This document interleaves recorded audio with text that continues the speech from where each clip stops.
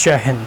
देखिए, आज हम पॉलिटिकल साइंस और इंटरनेशनल रिलेशन के क्वेश्चन को समझने का प्रयास करते हैं। बहुत ही इजी क्वेश्चन है, इसमें समझना क्या है, बहुत सरल क्वेश्चन है। और क्योंकि यह यूपीएससी पीएसआईआर ऑप्शनल में पूछा गया है, इसलिए मैं इसे इम्पोर्टेंट मानता हूँ कि आगे आने वाले समय में भी इसे पूछे जा सकते हैं। ठीक है, सेम क्वेश्चन तो नहीं पूछा जा सकता, लेकिन इसे हेर फेर करके पूछे जा सकते हैं। क्वेश्चन नंबर 1 है, इस पर कमेंट करना है 1B। ठीक है, अब है एक सिंपल सा टर्म है, इसमें आप देख लो, द राइट टू प्रॉपर्टी। ठीक है, संपत्ति का अधिकार। इस क्वेश्चन को पढ़ने से पहले, समझने से पहले कुछ बातें आपको बताना चाहता हूँ कि हमारे भारतीय संविधान में कुछ मौलिक अधिकार दिए गए हैं, कुछ फंडामेंटल राइट दिए गए हैं, जिसका कि आर्टिकल 12 से लेकर आर्टिकल 35 तक इसका वर्णन हमें देखने को मिलता है।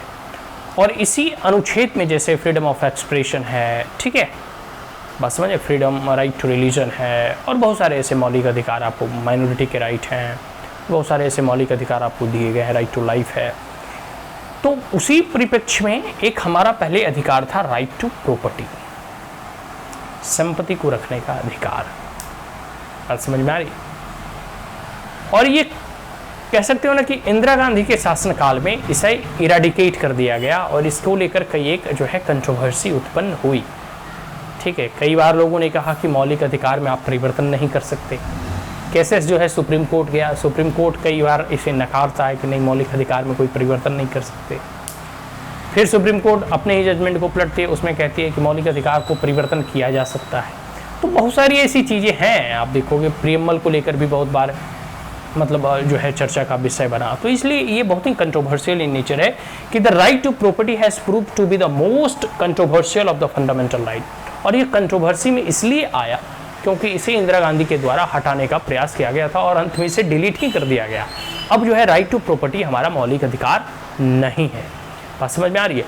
तो कंट्रोवर्सी है, और इससे संबंधित क्या क्या कंट्रोवर्सी है, आखिर क्यों इंदिरा गांधी इसे हटाना चाहती थी, इसके हटाने के क्या परिणाम निकले हैं, और अगर यह मौलिक अधिकार रहता तब परिणाम क्या होते, तब स्थिति कैसी होती, इस बारे में बातें यहाँ कही जा रही हैं। और इसी पे हमें जो है अपने जो है प्रश्नों का उत्तर लिखें। कुछ नहीं है, फंडामेंटल राइट चैप्टर का जो है कह सकते हो आप एक बार अच्छे से अध्ययन करो, इसमें राइट टू प्रॉपर्टी जाओ, इससे संबंधित जितने भी कह सकते हो अब तक इशूज़ हैं वो सारे के सारे के अपने आप में कंट्रोवर्सी ही है। तो उस इशूज़ को अच्छे से इसमें लिख दो, हो गया इस प्रश्न का उत्तर। इसमें कुछ है नहीं उतना समझने वाला, बहुत ही ईजी क्वेश्चन है। ठीक है, हाँ, लेकिन ईजी है बट स्टिल हमें इस चीज़ों को ध्यान में रखना है।